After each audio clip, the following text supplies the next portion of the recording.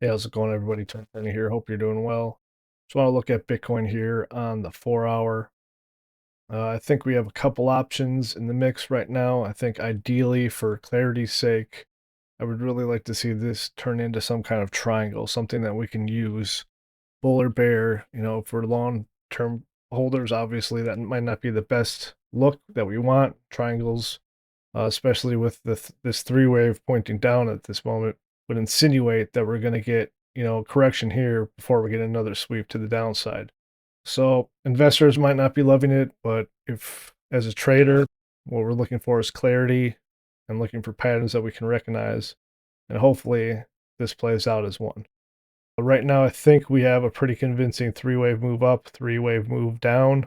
You could try and put this as some kind of diagonal, but I think if you zoom out, you look at it, look at the cut sheet. This is a three wave up and a three wave down. Question is, what's going on over here? Right now, this doesn't look like the bulls are in control. This looks like hesitation and questions on the bull side. It looks like the bears are kind of waiting for the next time for that they can pounce here.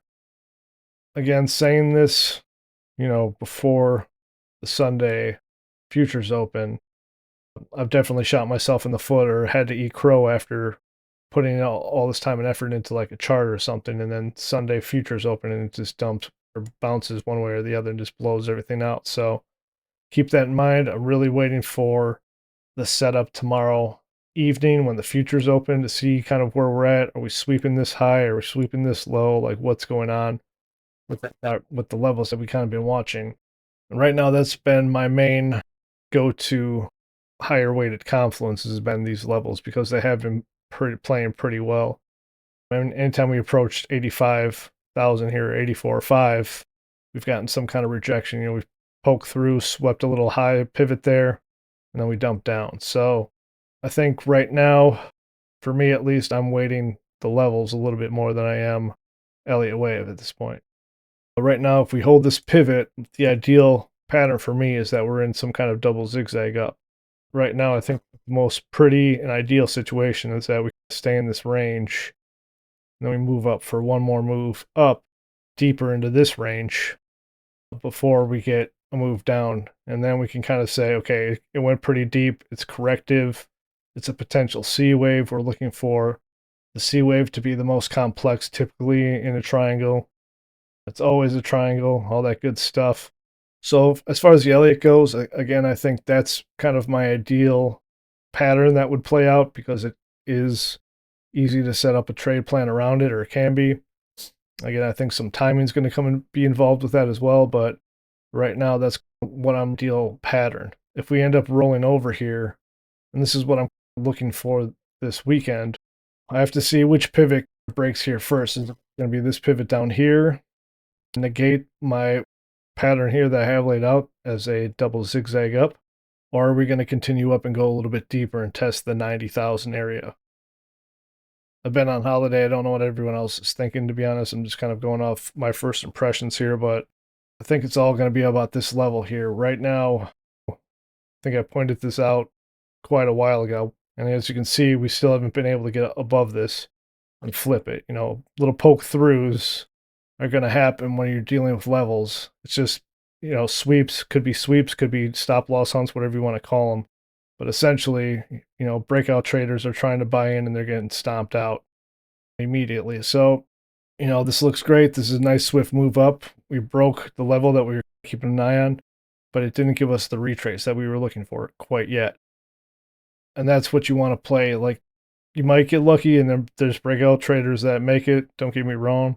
But typically for me, what I look for when I see a breakout or a break of a level is I need proof. I need it to either break up nice and far away and then do a little retrace above, and then it'll raise my eyebrow a little bit more. If we ended up doing a little poke up like this guy, it's sus, immediately sus. We're not getting the follow through. It looks like it's just spiking up to grab some liquidity, if you will, before dumping back down. So far, this level has not proved itself to me that the bulls want to hold that level. That's kind of the key level I'm looking for. Over the weekend, I'm going to be watching for this level again up here because we did end up going to the next level of interest up at 86.5. And as you can see, we did one of those little wick ups for any breakout buyers that were saying, okay, we're headed up for the C wave, no problem, here we go. Well, guess what? They got swept out and dumped on. So this is going to be the key level for me. We could come back up. This looks like an impulse down to me at this time frame, but I'm really looking to see if this corrects over the weekend. Come back up, maybe sweep this, get into the golden zone, get all of our fun lovey-dovey confluences, and then we could head down. But to keep everything ideal for me, for this double zigzag that I'm looking at, we really need to do, we can do pretty much anything between these two lines, just as long as they don't break, unless this is some kind of, flat. But I really like to see this come up here, do one of these, and then we head up to a point of confluence to kind of put this corrective wave in, this double zigzag in, for a potential C wave of a triangle. Again, because this is so long in time, I think we're looks like we're about the same as this one. So we're keeping things within range for time setups. Typically, we're looking for the most complex wave in a C wave of a triangle. So this would fit. So far, it's fitting pretty good, in my opinion.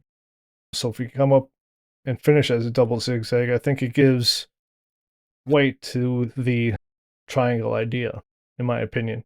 So if we end up coming up here this weekend, rejecting from here, and heading down and starting breaking these levels, then we have to start considering what the hell we're really dealing with.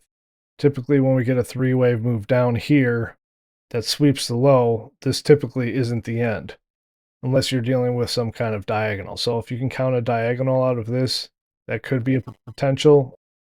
But typically when we end in a three-wave move down, that means that the correction isn't over yet. We just came to sweep some liquidity here, come back in, try and grab some more either external or internal liquidity before moving back down to finish the correction. Right now, because this is like this, because we've dealt with so much time, this has been over a week here. Again, I think this looks corrective. Could it be motive? Yes. After this blasts off and, the 1% on X figured it out and we're going to the moon all of a sudden, great. But right now, leaning on my method, this just looks corrective. So what happens if we end up finishing here? Well, we have to consider that if this level here breaks at 76, then we have to start thinking that this might be some kind of either diagonal or some kind of bigger retracement going deeper here. And then we'd have to come back and kind of reconfigure. I guess we could kind of look at this and say this could be a potential diagonal here and that we're done and headed up. But right now, looking at this, looking at the book ideal structure of corrective wave, I think this looks more like a three-wave than it does a diagonal. Same thing with this. I think this right here looks more corrective than it does impulsive. If we do end up heading down, then we have to start considering that this might be some kind of diagonal down potentially, because we have a three-wave move up, a three-wave move down that breaks the low here. So if we get another three-wave move up here, start heading down like this, then we can start, calling out that a possible diagonal is going to be set in. Long story short, let's get to where the trade is. I think we're going to have to see where we are tomorrow. There could be a lot of quote-unquote volatility tomorrow before we open, but I think there is a possibility that we might see corrective move up here, and then we're going to get some kind of move down. Maybe it stays internal. Again, I don't know for sure, but I know that if we do end up getting some kind of corrective up to this level, it's going to be an area of interest for me. Even if we do go down to a C wave and do, sweep this low at least, I can get a profitable trade out of it as a C or 3 setup. And if the bears come out in force and we start dumping lower, then I'm in for the ride. I don't really see this as done. Again, it could be we have a swift move up here, some kind of sideways jazz, and then we have another swift move up that could be the end of it, or this could be the start of the next actionary wave up. So we'll have to wait and see, but over the weekend here, if we end up drifting up in this area, I'll be looking there. If we end up busting up above this area, again, as you can see how many times we've triggered this area over and over and over again, and we have to break up above it, either far enough where we don't even consider it and we come back and correct to a level of interest, the next one being 86.5 that we've seen as played as resistance in the past, or if we even get a little blurb up there, get some kind of corrective, look for a continuation up. That's my thoughts for now. Again, we'll have to see how the PA prints and just try and play the clarity it provides, hopefully. That being said, thanks for watching. If you have any questions or concerns, let me know. Take it easy.